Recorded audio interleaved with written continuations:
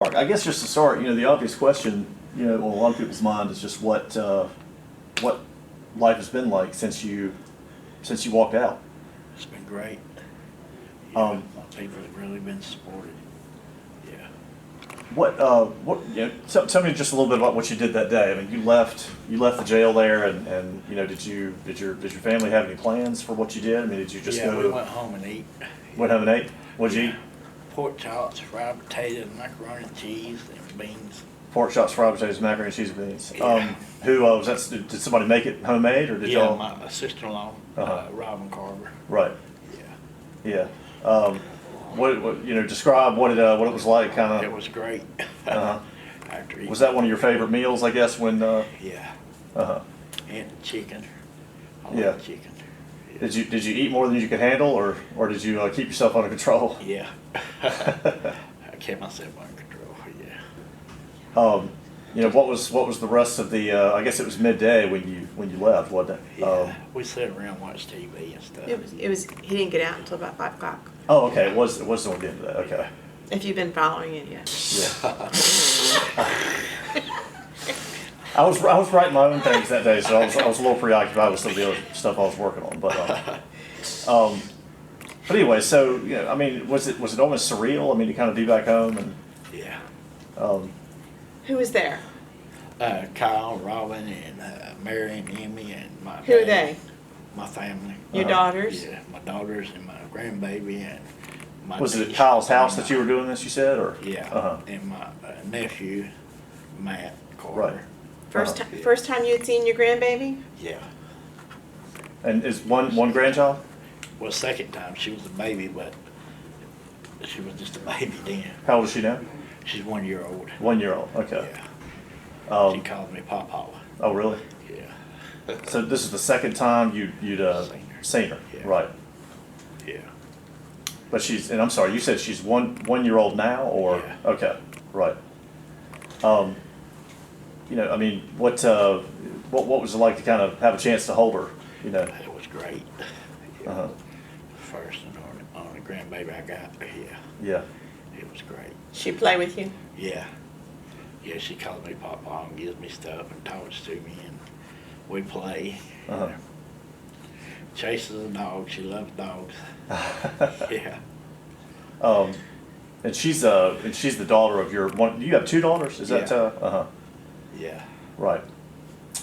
What was what can you tell me about what it was like to kind of walk out? I mean, did you kind of, were you able to, I guess, feel satisfied with the entire thing, or have you been at all concerned, I guess, just about the idea that it might not last based on having to go through whatever further court stuff is coming up? I mean, have you been able to kind of relax and really truly enjoy it completely? Yeah. Been at home, yeah. Right. What are you living with your brother right now? Is that No, kind I'm of with my dad. with your dad? Yeah. And right there in Mount Holly. It's between Mount Holly, Belmont, Stanley, Gastonia, McCampbell. It's all of it's around it. I'm Right. in the middle, on the other side of the slides. Have you what have you kind of what's taking up your time here since you've been out mainly? Have you had a chance to kind of go fishing or do anything? Yeah, kind I of some went of the hobbies. with my brother, and he caught 28, and I caught 16. 16. Yeah. 16. What were you? Crappie. Oh, okay. Yeah. I seen this morning they found a piranha over there in Catawba River. Oh, I hadn't seen that yet. Yeah, it had teeth. Uh-huh. Yeah, somebody put it in Catawba River and they caught it. Uh-huh. Oh man, there's all kinds of stuff down there in the Catawba. I've heard about other crazy stuff being caught there from time to Knock time. them all perch. Yeah. Yeah. They turned in there, Mhm. eating up everything. So you trying to go fishing like once every couple of days or so, or is that? I mean, I know that's something. I go with my brother and sister up to the campground. To the And campground? other people, yeah. Okay. There's a whole bunch of other people goes with us. Yeah. He's not going back to the fishing The hole. same old spot, right? No, not going to go back Is there the anymore. campground's on the Catawba, just a little further upstream No, or something? it's in Denver. Oh, okay, Yeah, okay, it's way over. Yeah. right. What have you seen any other people like while you've been out? I mean, has anybody kind of recognized you or had anything to say Oh, to yeah, you? Or our friends and neighbors and stuff, they all come to see me. what are what are the typical things that people have to say to you? I mean, is it just kind of expressions of support or? Yeah, it's for it. Yeah. Uh-huh.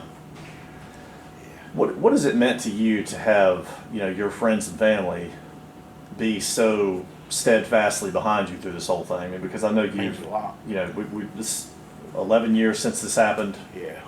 I assume that they've been pretty much like a rock, for you that entire time, Yeah, they know. even after the conviction and everything. Everybody in the county knows. Uh-huh. Yeah, But that what's going on. is it kind of hard to imagine how you might have gotten through this whole thing without their being behind you. I don't know. Probably not. Yeah. Yeah, they really supported me, and they really took care of me. And things just changed so much. Just got high tech. Just- Computers and all that. Uh-huh.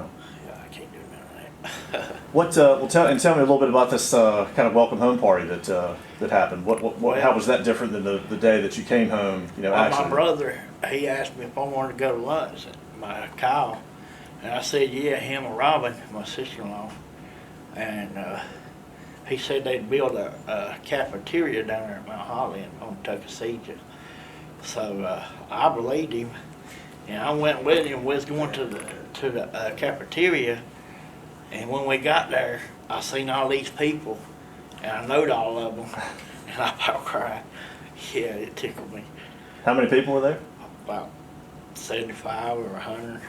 Uh-huh. Yeah, they was everywhere. So I guess they gave you a huge cheer when you showed Yeah. up and were walking up and everything. Yeah. So it was surprise. Yeah, it was a surprise. They yell surprise? Yeah.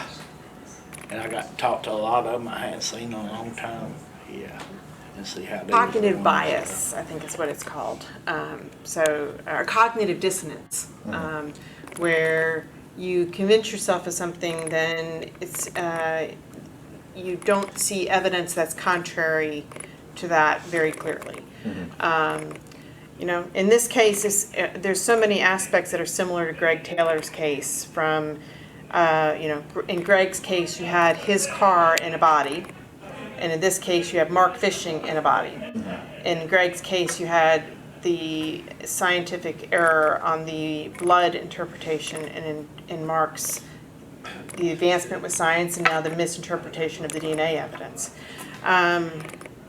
So I think there was intense pressure to solve this case, and once they thought they had the solution, he just grasped onto it. I honestly don't think the district attorney fully understands all the evidence in the case. That was going to be another question I had was if you could kind of sum up, your explanation of the DNA evidence and why you feel like it doesn't work in this case, or why you feel like it.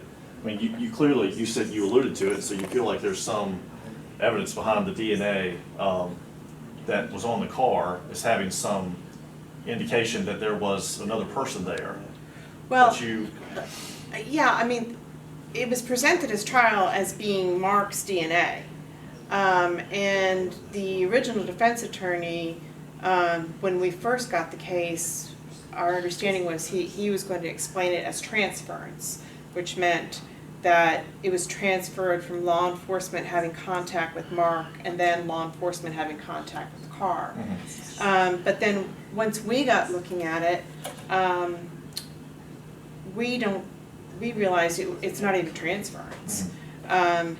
When you have DNA analysis that's based on something like sweat or semen or blood or a bodily fluid, and it's just one profile, it's easy to interpret that one profile if you have enough evidence. But I'm touching this table now, and there's probably who knows how many other people have touched this table. And yeah, my DNA is going to be on here, but there's going to be a lot of other people's DNA as well. So how you subjectively interpret that DNA is really important.